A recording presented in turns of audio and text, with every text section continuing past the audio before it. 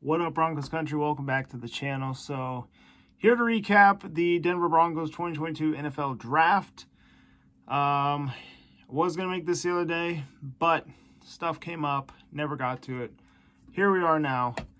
So, starting off with the first player that the Denver Broncos drafted. They took him in the second round. They got Nick Bonito from Oklahoma. He is a prospect that was graded with good speed.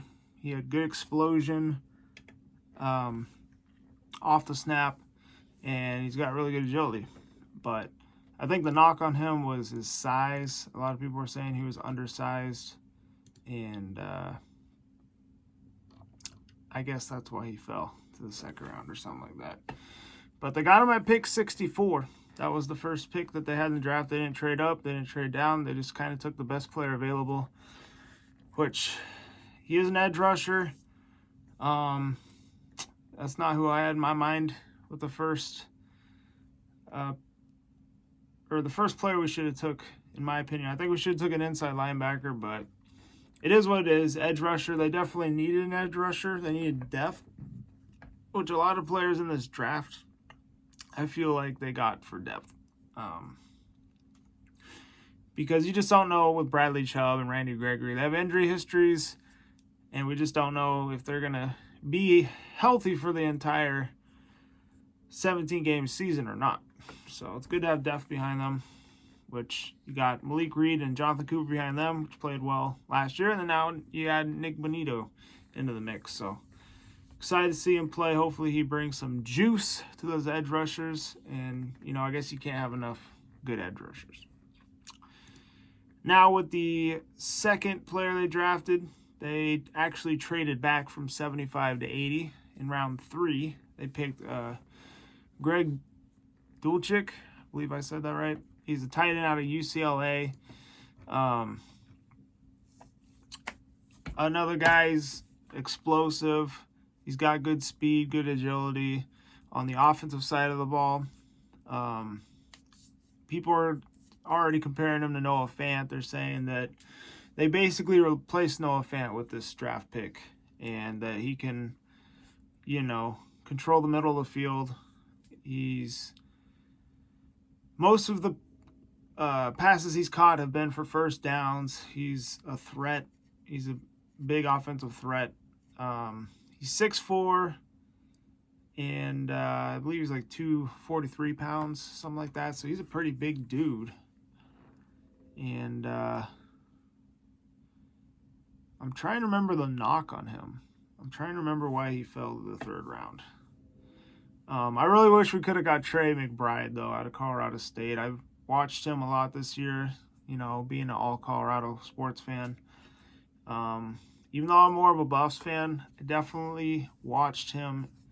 And the dude was good, man. He was a baller, but Arizona took him. Good luck with Arizona, man. They got a good player in him. But, maybe Greg Dulcich, maybe he'll make us eat our own words. Maybe Trey McBride doesn't do good. Maybe Dulcich is a beast. So, I don't know. Maybe the weight and his strength was the diss on Dulcich, but not 100% sure. Anyway, I do like the pick. Adding more weapons for Russell Wilson. I like seeing that, because this guy's probably going to be a solid backup to Albert Okwuegbunam, and he also just came off of a big injury, torn ACL, the year before. So, anywho, in the fourth round, pick 115, they got Damari Mathis out of Pittsburgh. Really good corner, speedy. I believe that he is probably an outside corner. I don't think that he's a slot corner, if I'm correct. But, no, take that back. No, he is. He's probably going to be only doing slot duty for this season. He's got speed, athleticism. They'll probably put him on, those short speedy receivers on other teams when he's out there to play. So, hopefully he comes in, does a good job. Because Ronald Darby, he's probably the guy with the injury concerns in the cornerback room.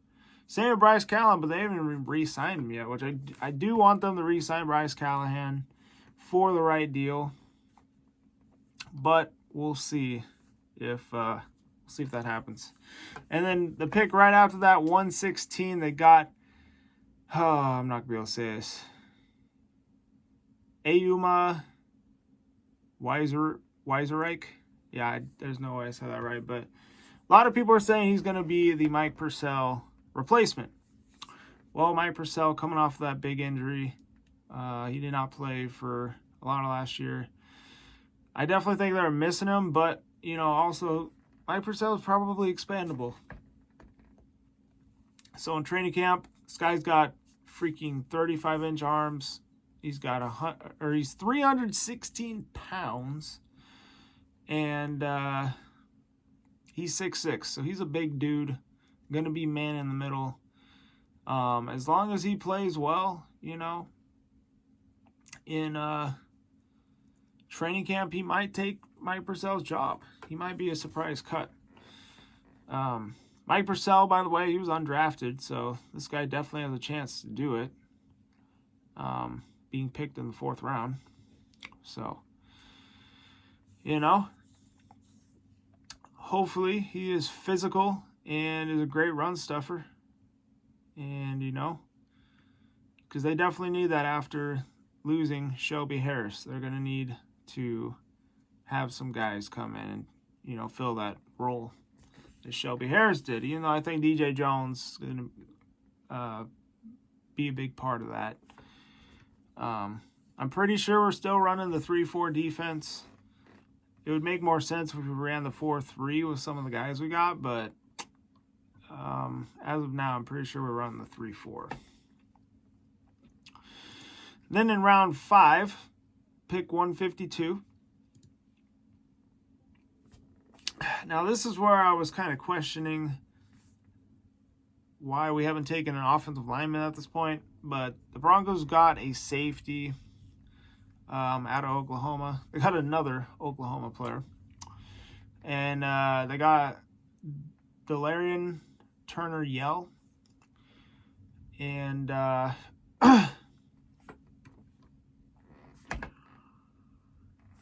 guess his knock on him is that he is pretty small. He's only 5'10", 197 pounds. So hopefully he can play the safety position. It sounds like a free safety in my mind, just his size. He's probably going to be out there just hanging out. So I do not think that this is going to be a Kareem Jackson replacement. Oh, man.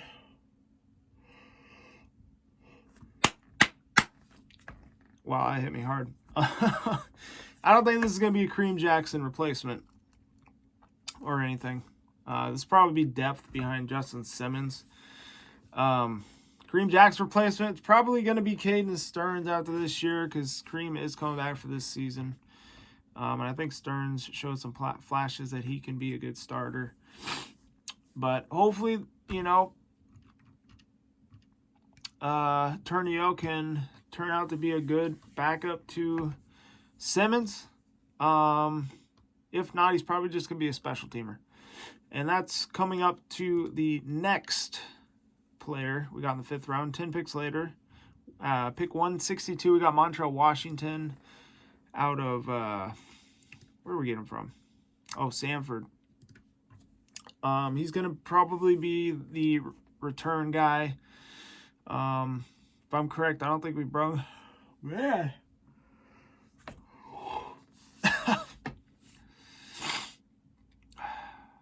Yeah, I need some coffee. I don't think we brung back Deontay Spencer, so... Yeah, this role is definitely up for Montreal Washington. He's 5'9", 181 pounds. He's speedy, he's small, he's short. Hopefully he's the next Trenton Holiday. We really haven't had a good returner since Trenton Holiday. And I'm pretty sure if I'm correct, this dude ran a like 4. I think he ran like a 4.4, which is not bad, but you know, is what it is. Anyway, Montreal Washington. Next, they got they had 3 5th-round picks. They got at pick 171. 9 picks later, got Luke Wattenberger. He's a center out of Washington. And he is a zone blocking offensive lineman. So hopefully they found their next Quinn Miernes. I don't know if this guy's going to start the season for them or anything, but I heard that he could play left guard, left tackle, so he's expendable. But he is listed as a center, which is good because Lloyd Cushenberry, you know, he's, in my mind, he's average. I don't think he's anything special. I like Garrett Bowles. I want to give him another chance, even though we all call him Garrett Holds. But, I mean, I'm just kind of hoping that he can, you know, play like he did that one season when he was Pro Bowl worthy. And, you know, Reisner, want to give him another chance. He had a down year last year. Cushenberry's kind of odd man out. Right guard, though, Quinn Miernes, he definitely should start, but they're probably going to have Graham Glass now start since he is healthy now. But, you know, you got good depth with Miernes, and then right tackle. That was the question mark, but Billy Turner's there, so that's what they did not draft in this draft that I'm kind of upset about. They didn't get a right tackle. Next, in the 6th round, 206, they got Mac Henningsen out of Wisconsin. He is a interior defensive lineman. This is another question mark for me. I don't know why we took more defensive linemen. I mean, I think we're pretty set at D-line. Like, Draymond Jones is going to start. DJ Jones is going to start. And Purcell is going to start, obviously. I guess, you know, they think their depth is too thin at the D-line. So they got the big man from Wisconsin.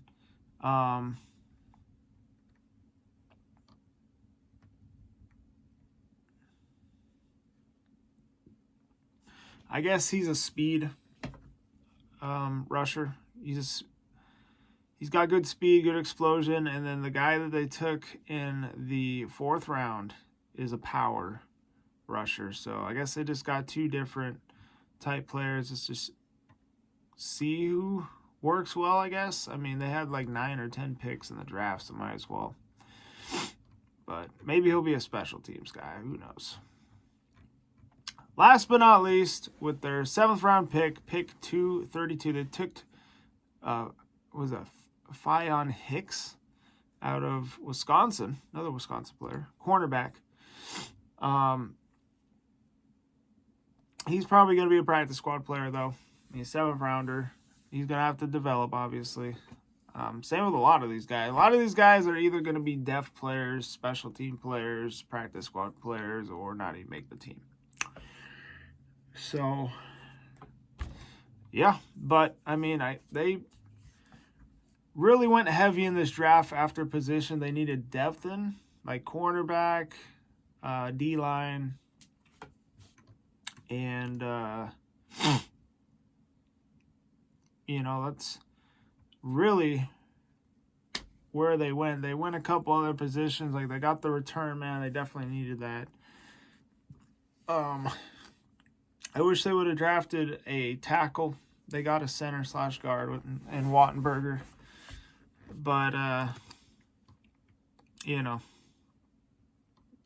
it is what it is. I still think they had a pretty good draft. If I had a grade, I'd give them a B+. I think that as long as these guys can be good depth players, they don't necessarily have to be starters.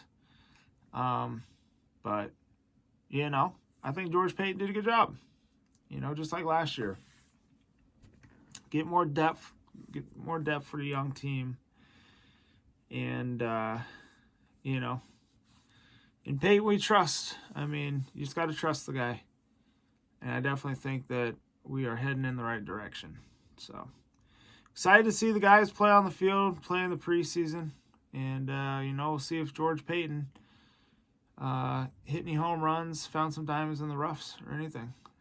So we'll have to see what undrafted free agents that they sign as well. They're good at doing that. But other than that, that's all for that. I guess lastly, before we leave here, I was reading Fansided. There was a post that said 3 moves that the Denver Broncos should make after the 2022 NFL Draft.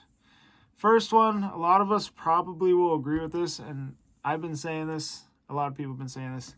The Broncos should do whatever they can to re-sign Kenny Young.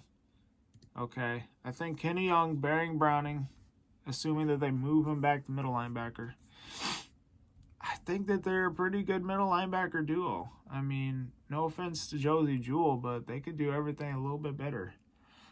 And, I mean, Josie Jewell's going to be back no matter what. He can come on, he can rotate with them. I think that would be fine. Another thing that it said 3 things. The second thing, it said they should sign Kyle Rudolph. I mean, it doesn't hurt if they had a tight end room with a veteran, Kyle Rudolph, and then you have Alberto, and then Dulcich, and then they also have that tight end from Baltimore. I forgot his name, but, you know, it'd be good competition, so maybe they should bring him in and just see how it plays out in training camp. Last but not least, signed veteran D lineman Eddie Goldman. Well, honestly, that wouldn't be bad. I mean, he'd be 28 this year. He could definitely replace Mike Purcell if they're trying to move on from him. He is a nose tackle, so, you know, imagine having a D-line of Draymond Jones, Eddie Goldman, and DJ Jones. I think that would be a pretty damn solid D-line. And then you'll have Chubb and, you know, Gregory out there as well. So, yeah, you know, something to think about. I wouldn't mind it. Will it happen? Probably not. But anywho, I'm going to head out of here. Hope you all enjoyed the video. Hit the like button, subscribe if you're new. Other than that, stay safe, be good. Go Broncos. Leave your comments on the draft down below.